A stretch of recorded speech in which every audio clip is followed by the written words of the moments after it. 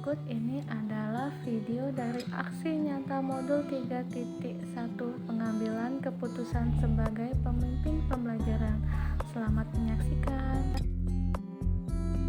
Latar belakang dari permasalahan saya adalah guru kelas 1 di SD Negeri 47 Palembang. Sebagai guru, saya menjadi sosok panutan suri tauladan bagi muridnya, mulai dari sikap, perbuatan, ucapan, ataupun bahkan keputusan yang diambil oleh guru akan menjadi tolak ukur dan keteladanan yang akan ditiru oleh murid bahkan masyarakat sekitar. Oleh karena itu, seorang guru sangatlah penting memiliki keterampilan dalam pengambilan keputusan. Nah, begitu juga dalam keputusan kenaikan kelas. Dalam pembelajaran daring, semua murid yang harus dinaikkan tanpa terkecuali. Di kelas 1C, ada 2 murid yang belum lengkap menyetorkan tugas.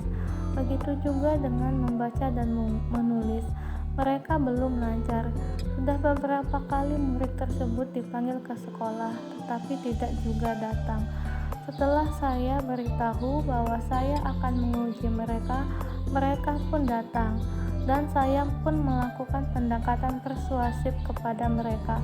Ternyata mereka sama-sama mempunyai masalah keluarga yang mengakibatkan mereka kurang perhatian dari orang tuanya, sehingga pembelajaran pun menjadi terbengkalai, mengakibatkan mereka belum lancar membaca dan menulis dan belum lengkap menyetorkan tugas.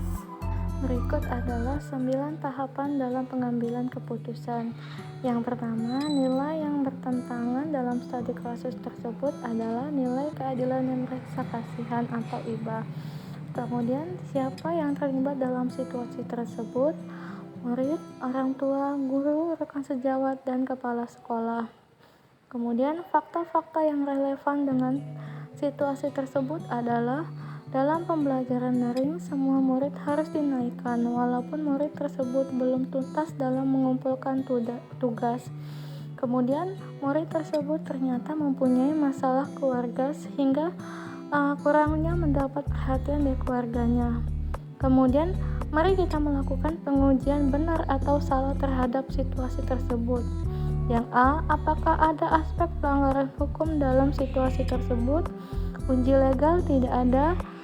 Apakah ada pelanggaran peraturan kode etik profesi dalam kasus tersebut? Uji regulasi. Dalam situasi seperti ini, jika guru melakukan pelanggaran, maka akan diberi sanksi atau dipecat. Kemudian yang C, berdasarkan perasaan dan intuisi Anda, apakah ada yang salah dalam situasi ini? Uji intuisi adalah ketika mengetahui bahwa murid tersebut mempunyai masalah keluarga dan mengakibatkan kurangnya perhatian dari orang tua. Saya sebagai guru merasa iba dan akan membantu dalam pembelajaran murid tersebut. Kemudian lanjutannya yang D, apa yang Anda rasakan bila keputusan Anda dipublikasikan di halaman depan koran? Saya akan merasa nyaman. Yang E, kira-kira keputusan yang akan diambil oleh panutan idola Anda dalam situasi ini? Memastikan semua murid kelas 1C yang akan naik kelas 2 lancar dalam menulis dan membaca. Kemudian, jika situasinya dilema etika, paradigma mana yang terjadi pada situasi tersebut? Rasa keadilan lawan rasa kasihan atau justice versus mercy. Yang keenam, dari 3 prinsip penyelesaian dilema, prinsip mana yang akan dipakai? Berpikir berbasis rasa peduli atau care-based thinking. Yang ketujuh, apakah ada sebuah penyelesaian yang kreatif dan tidak berpikir sebelumnya untuk menyelesaikan masalah ini? Investigasi opsi trilema tidak ada. Yang kedelapan, apakah keputusan yang akan diambil memastikan murid kelas 1C dapat menulis dan membaca sehingga dapat naik ke kelas 2. Masih di lanjutannya yang 9, lihat lagi keputusan dan refleksikanlah. Keputusan yang saya ambil telah mempertimbangkan bahwa saya merasa bertanggung jawab dengan murid saya yang belum lancar menulis dan membaca.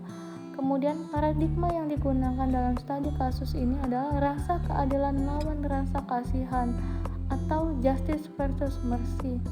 Prinsip yang mendasari pilihan pengambilan keputusan yang diambil yaitu berpikir berbasis rasa peduli atau care-based thinking.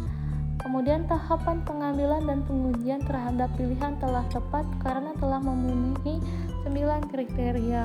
Masih dalam lanjutannya, pertanyaan-pertanyaan yang masih ada dalam benak saya yaitu apakah saya bisa memberikan pelajaran tambahan kepada murid yang belum lancar membaca secara lurik? Kemudian, apakah saya akan disalahkan jika saya tidak menaikkan murid saya di kelas 2 nanti?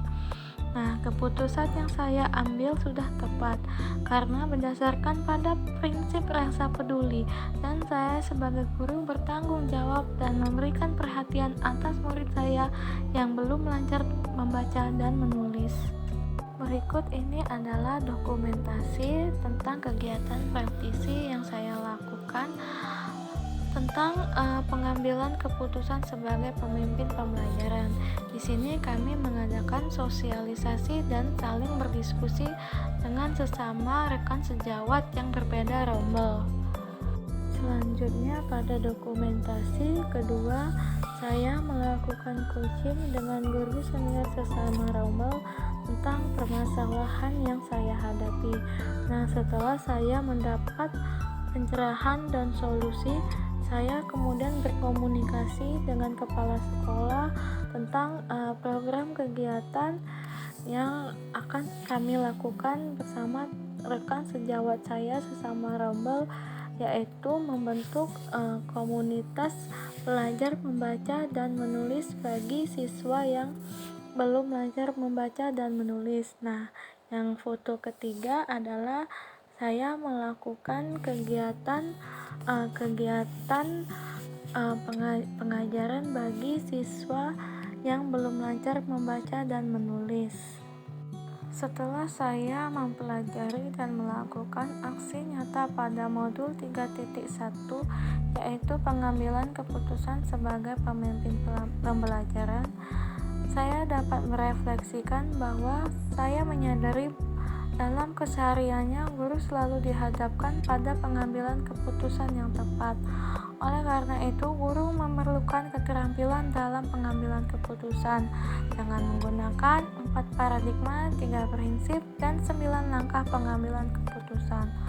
Untuk itu, guru menggunakan teknik coaching baik dengan diri sendiri maupun rekan sejawat sesama rombel dan berkomunikasi dengan kepala sekolah.